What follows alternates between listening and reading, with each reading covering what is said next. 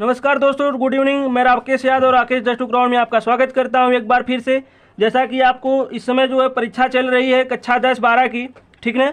तो आपको ये समस्या हो रही होगी कि परीक्षा में हिंदी का पेपर कैसे आएगा। ये पहला जो मेरा वीडियो आपका देख पा रहे हैं परीक्षा संबंधित है। हिंदी का प्रश्न पत्र कैसा आएगा, यहाँ पे आप देख पा रहे हैं। इस तरह से अनुक्रमांक ऊपर भर देना है पहले, फिर नाम लिख देना है। ये यहाँ पे जो आप देख रहे हैं ये प्रश्न पत्र नंबर है, ठीक है ना, 901। और एक कोड नंबर आपका है, ये पेपर कोड नंबर 801 आएगा। आपको हिंदी के अनुसार जो अलग अलग कोड मिलेगा, ठीक ना। प्रश्न पेपर पत्र पे केवल प्रश्न पत्र लिखा रहेगा। पूर्णांक आपका 7 नंबर का होगा।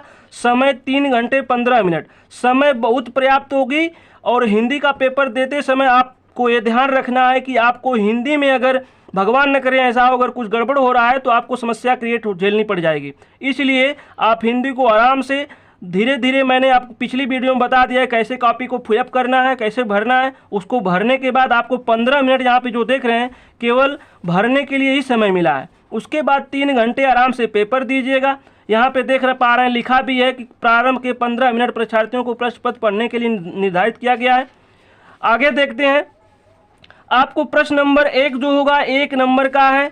निम्नलिखित कथनों में से किसी एक कथन का सही लिखें और उसे पहचान कर लिखिए। मतलब इसमें से आपको जो है 1 2 3 4 दिया है, इसमें से किसी एक कथन मतलब जो सही है उसका आपको पहचान करके लिखना। जैसे यहाँ पे दिया जैनेन्द्र कुमार एक कवि के रूप में अधिक प्रसिद्ध हैं, ठीक है, या ममता के लेखक रामधारी सिंह दिनकर हैं, या जयप्रकाश भारती शुक्ल युग के कवि हैं। तो आपको इसमें से एक सही है, इसको जो है नंबर डाल करके, कुछ बच्चे क्या करते हैं प्रश्न नंबर 1 डाल के बस ऐसे जो है 1 डाल देंगे। मान लीजिए ये सही है तो आपको ए डाल देंगे और आगे बढ़ जाएंगे। ऐसा आपको कदापि नहीं करना है। नंबर 1 डाल करके क लिखेंगे। उसके बाद यह मान लीजिए 1 सही है तो 1 डालने के बाद जैनेन्द्र कुमार एक कवि के रूप में अधिक प्रसिद्ध है, इस तरह आपको लिखना है, ठीक है ना। कभी भी परीक्षा में शॉर्टकट जो है रास्ता नहीं अपनाना है।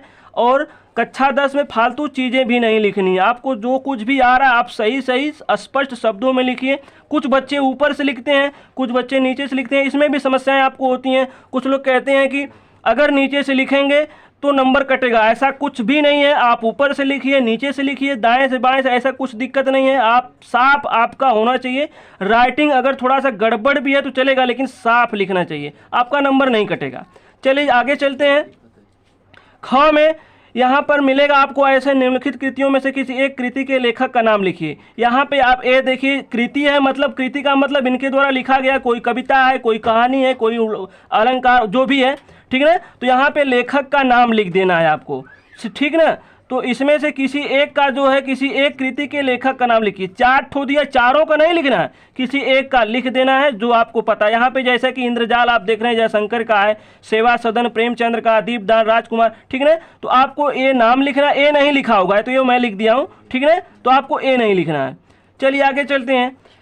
ग में किसी एक जीवनी लेखक का नाम लिखिए। आपको जो है 1 नंबर का मिलेगा, ठीक ना।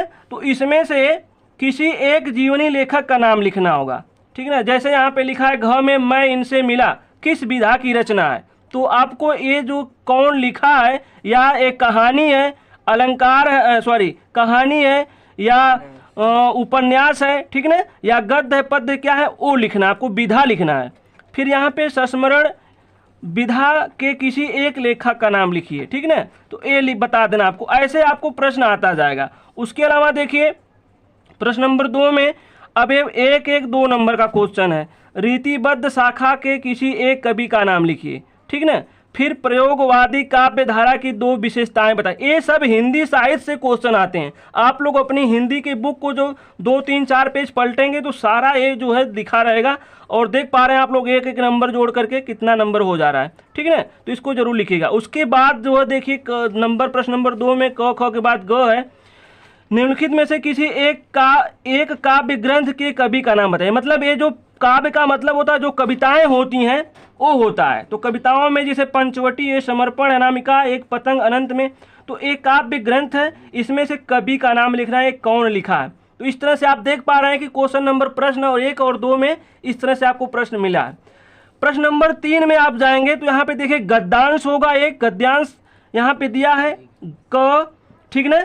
उसके बाद जो है आप देख पा रहे हैं यहाँ पे एक जो है कविता से है, मतलब एक गद्यांश होगा और एक पद्यांश। मैं आपको बता रहा हूँ कि इनका जो है कैसे लिखना है। देखिए ये बड़ा इंपॉर्टेंट है, 6 नंबर का आपको मिलेगा। कुछ नहीं करना है, आपको पहले संदर्भ लिखना है। प्रस्तुत गद्यांश हमारी पाठ्य पुस्तक, ये पुस्तक से लिया गया है, इसके रचयिता ये हैं, ठीक ना। ऐसे डाल करके प्रसंग लिखिएगा। और आप देखिए कभी कभी ऐसा होता है कि आपकी पढ़ी हुई जो है चैप्टर से गद्यांश नहीं आता है, तो आप ध्यान दीजिएगा, आप हेडिंग जरूर डालिएगा गद्यांश का और संदर्भ का और प्रसंग का, ये दोनों जरूर डालिएगा। संदर्भ में तो मान लीजिए चैप्टर का नाम लिखना है और उसके लेखक का नाम लिखना है, वो तो डाल देंगे। नहीं आ रहा है तब भी आप डाल करके जो है उसको थोड़ा सा इसको 2 बार पढ़ेंगे और याद करने का प्रयास करेंगे, जो होगा उसको लिखेंगे। प्रसंग में क्या लिखा जाता है मैं आपको बता दे रहा हूँ। प्रसंग में जो चीज़ें हैं, अगर आपको कुछ नहीं आ रहा है तो जो चीज़ें दिया गया है लेखक का नाम डाल करके इन्होंने इसके बारे में बताया है, ठीक ना। जो भी चीज़ें हैं उसको सारांश लिख देते हैं। यहाँ पे देखिए लिखा भी है गद्यांश संदर्भ लिखिए, रेखांकित अंश की व्याख्या की, जो यहाँ पर रेखा दिया है उसकी व्याख्या करना होता है। और फिर यहाँ पे जो है कुछ प्रश्न है। उसी तरह से देखिए एक क्वेश्चन आपको आएगा पद्यांश का भी, ठीक ना।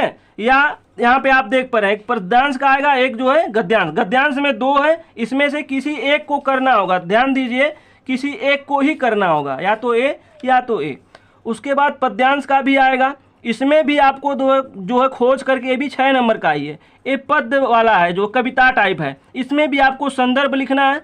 उसके बाद जो क्या लिखना है, प्रसंग लिखना है, ठीक है। और फिर भावार्थ हेडिंग डाल करके इसको लिख देना है। मेरी जो अगली वीडियो होगी मैं आपको जो है कुछ गद्यांश और कुछ पद्यांश तथा कुछ लेखक परिचय, ठीक ना, ऐसे सारे पेपर जो इम्पोर्टेंट इस बार 2022 के लिए है वो बताऊंगा, उसको देखना न भूलिएगा। ये आपका हो गया पद्यांश का। आगे चलते हैं।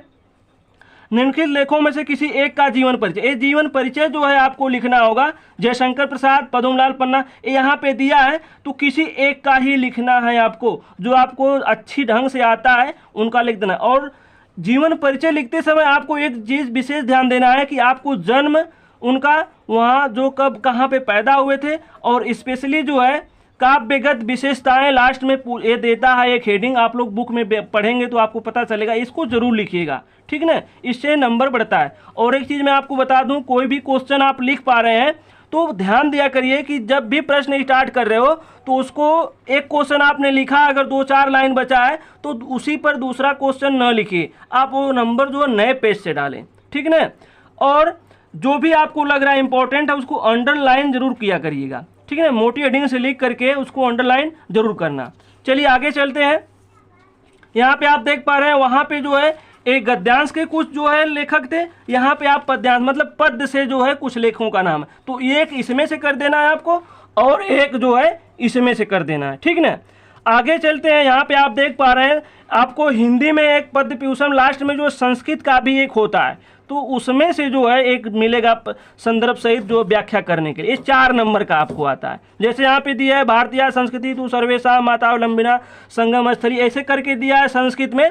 तो इसका आपको जो देखिए अगर अर्थ नहीं आ रहा है तो छोड़ना नहीं है, संदर्भ लिखना है। उसके बाद संदर्भ सहित व्याख्या लिखने के बाद जो है हेडिंग डाल करके इसको बनाने का प्रयास करिएगा। किसी के पास समय नहीं है कि वो पूरा आपको देखेगा, ठीक ना, बस प्रयास करना कि ये क्या दिया है। जैसे यहाँ पे दिया है भारतीय संस्कृति तु सर्वेशाम, ऐसे करके दिया है तो भारत की संस्कृति जो है हमेशा से ऐसे संगम स्थली रही है, ऐसे बनाकर लिखिएगा। वैसे प्रयास करिएगा आपको 2-3 पार्ट पढ़ करके ही जाना, स्टार्टिंग में पहले के संदर्भ में 2-3 पार्ट और लास्ट वाले के चैप्टर में 2-3 चैप्टर पढ़ के जाइएगा। अथवा करके दे दिया है, देखिए जैसे उसमें एक संदर्भ का दिया था, एक जो है गद्य का, एक पद का, उसी तरह इसमें भी मिलेगा आपको। या तो आपको इसका करना है और या तो अथवा करके दिया इसका कर देना है केवल, ठीक ना। देखिए अथवा सॉरी इसमें जो है एक ही का करना है। आगे चलते हैं। अगला क्वेश्चन जो प्रश्न नंबर 7 है, इसमें देखिए दिया पाठ्य पुस्तक से कंठस्थ किया हुआ एक श्लोक लिखिए। आपको कोई भी किताब से जो भी रहेगा जो है एक श्लोक लिख देना है केवल। ध्यान दीजिएगा कि जो प्रश्न पत्र में आया श्लोक है इसको नहीं लिखना है आपको, ठीक ना। आगे चलते हैं। यहाँ पे जो है उसी जो लास्ट में संस्कृत दिया रहता है उसी में से 2 क्वेश्चन पूछेगा।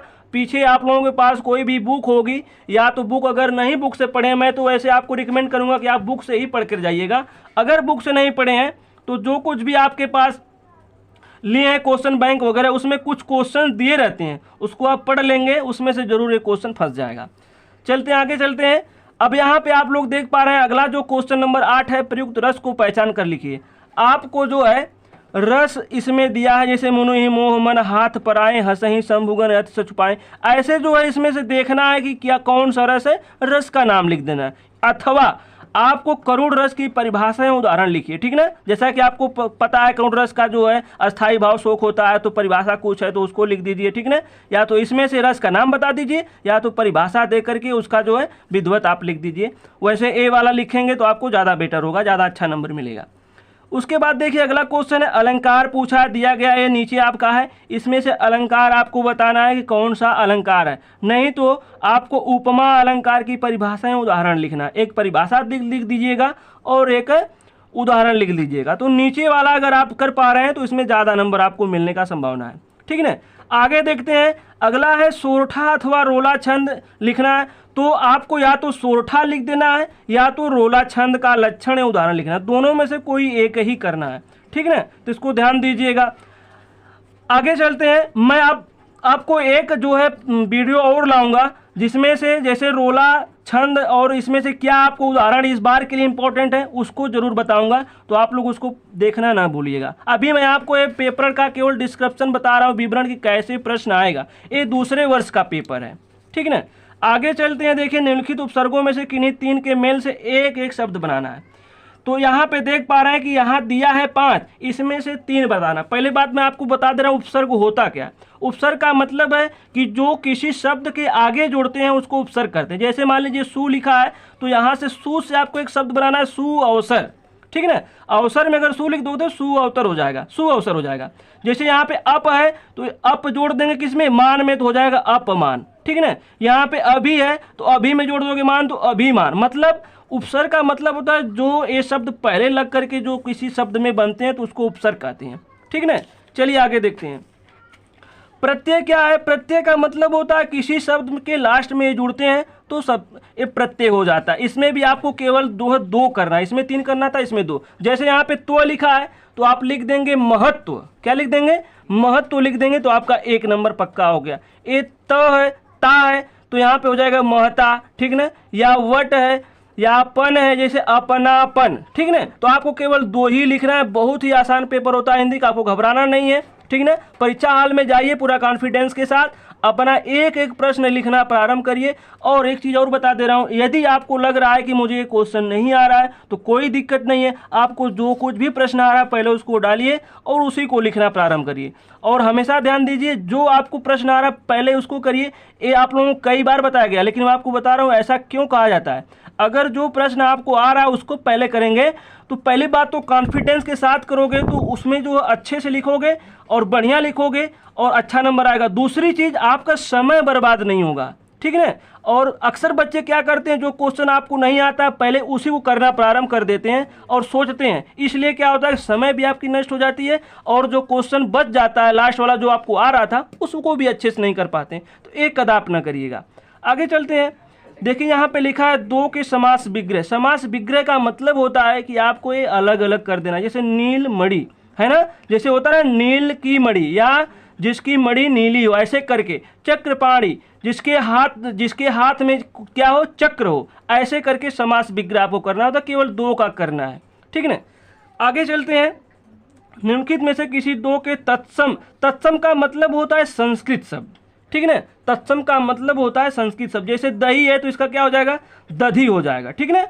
तो ऐसे जो है आपको केवल 2 का संस्कृत लिख देना है।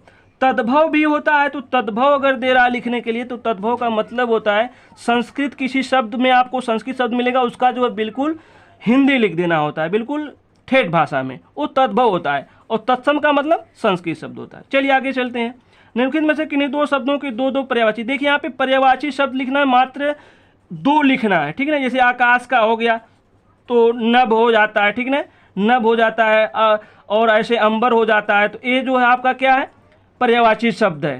केवल 2 का लिखना है, आपको ज़्यादा समस्या क्रिएट नहीं करेगा। आगे चलते हैं, थोड़ा सा अगला क्वेश्चन 10वां है। यहाँ पे देखिए संधि दिया है, संधि किसी 2 में से जो है किसी निम्नलिखित में से किन्हीं दो में से संधि कीजिए तथा संधि का नाम लिखिए। आपको किसी दो का करना है और संधि का नाम। मैं आपको संधि का भी एक जो है इम्पोर्टेंट बताऊंगा कि कौन सी संधि आपको करनी है और कैसे करनी है, तो इसको भी मैं आपको बता। जैसे देखिए यहाँ पे लिखा एक धन एकम है ना, महाधन ओध, ठीक ना, महोध या इत युक्तम या, है ना, ऐसे करके लिखना है। तो इसको इकट्ठा कर देना है ये, ठीक ना, कभी आदि, ठीक ना, तो इसको इकट्ठा करके लिखना है, आपको जोड़ देना है। चलिए आगे चलते हैं। निम्नलिखित शब्दों को चतुर्थी विभक्ति द्विवचन के रूप में लिखिए। देखिए यहाँ पे ए रूप वाला जो होता है बड़ा क्लिष्ट होता है, थोड़ा सा इसको दोहरा कर आप जाएंगे तभी हो पाएगा। मधु का आपको या नदी का जो है चतुर्थी विभक्ति द्विवचन के रूप लिखना है। तो ये चीज़ें आपको जब याद होगा तभी आप लिख पाएंगे। तो इसको आपको थोड़ा सा पढ़ के जाना है, कितने भी रूप होते हैं, कैसे क्या है, ठीक ना। आगे चलते हैं। यहाँ पे देखिए धातुओं से प्रश्न भी पूछेगा। धातु से प्रश्न जो पूछेगा उसको भी आपको लिखना है कि जैसे यहाँ पे देख पा रहे हैं धातु लकार पुरुष, जैसे प्रथम पुरुष, मध्यम पुरुष, उत्तम पुरुष होता है। धातु जैसे पट धातु होता है, ठीक ना, लकार है, लट लकार, लिंग लकार है ना, विधिलिंग लकार। तो ये आपको बुक में हिंदी में लास्ट में दिया होगा, इसको थोड़ा सा पढ़ कर जाइएगा। आगे चलते हैं। यहाँ पे दो वाक्यों के संस्कृत में अनुवाद करना है। तो आपको थोड़ा सा जैसे इंग्लिश में होता है अनुवाद करने के लिए, उसे संस्कृत में होता है, उसे हिंदी में भी। तो ये जो है आपको संस्कृत में क्या करना है, इसका अनुवाद करना है। आगे चलते हैं।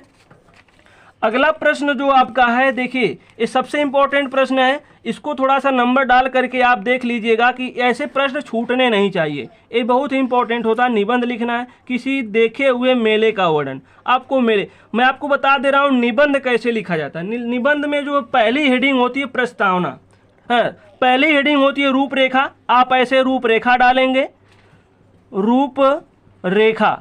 अब ये जो हेडिंग होता है इसके अंतर्गत जो है, इसके अंतर्गत बहुत सारी हेडिंग होती है। ये ऐसी हेडिंग है, इसके अंदर हेडिंग को लिखा जाता है। तो निबंध में रूपरेखा पहले लिखते हैं। इसमें पहली हेडिंग आप लोग डालिएगा प्रस्तावना। पहली हेडिंग क्या डालिएगा, प्रस्तावना, ठीक ना। प्रस्तावना का मतलब जिस पर भी, जिस विषय पे आप लिखना चाह रहे हैं निबंध, उसके बारे में थोड़ा सा पहले लिख दीजिए, भूमिका टाइप। फिर उसके बाद जितनी भी हेडिंग है उसको लिखते जाइए रूपरेखा में। लिखने के बाद अब आप जो है लिखना प्रारंभ करिए, पहले प्रस्तावना में, फिर जितनी हेडिंग आप डाले हैं उसको लिख दीजिए। और यकीन मानिए कि आप इस तरह से अगर लिखेंगे तो आपको बहुत ही अच्छा नंबर, 6 में से 4 नंबर आपका जरूर मिलेगा, ठीक ना। तो ये सब कुछ क्वेश्चन है निबंध पर, इसको जरूर आप लिखिएगा। अगला है जो लास्ट जो है हिंदी का जो क्वेश्चन है, इसको देखिए सारे बच्चे समझ नहीं पाते हैं। आपको देखिए क ख ग घ अंगा इतना देख पा रहे हैं सब दिया है।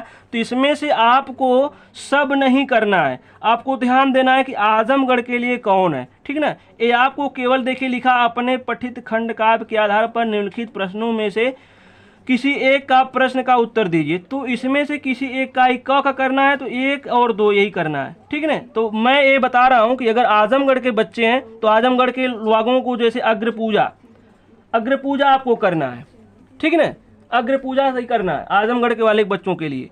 अगर आप आजमगढ़ से हैं उत्तर प्रदेश में तो अग्र पूजा ही आपको करना, आप ध्यान दीजिएगा। और केवल प्रश्न नंबर या ग में पहला और दूसरा करिएगा, न कि सबको करके बैठ जाएं, ठीक है ना। आपको केवल यही करना है चीज़, ध्यान दीजिएगा।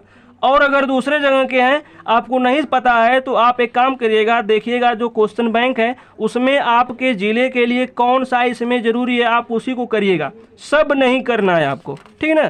तो ये था आपका हिंदी का पेपर, एक विश्लेषण मैंने किया, ठीक है ना। आपको बताया जरूरी कौन सा क्वेश्चन पहले कौन सा बाद में, क्या क्या इंपॉर्टेंट चीज़ें, कैसे पेपर आता है, ये सारे प्रश्न मैंने आपको बता दिया है। एक चीज़ आपको ध्यान देना है कि हिंदी का एक मैं और वीडियो लाऊंगा, उसमें आपको बताऊंगा पहले क्वेश्चन में क्या क्या इंपॉर्टेंट है 2022 के लिए, ठीक है ना। दूसरे में जो गद्यांश और पद्यांश है उसमें क्या इंपॉर्टेंट इस बार के लिए है। मैं आपको हिंदी का एक टीचर और इंग्लिश का भी हूँ तो बताऊंगा कि जो इम्पोर्टेंट है वो कैसे करना है, ठीक है। तो आपको आपके लिए वह निश्चित रूप से वीडियो बड़ी उपयोगी होने वाली है, आप उसको देखना न भूलिएगा। अगर आपको ये वीडियो अच्छी लगी हो तो कृपया इसको लाइक और शेयर जरूर कर दें। वीडियो को देखने के लिए सभी का धन्यवाद।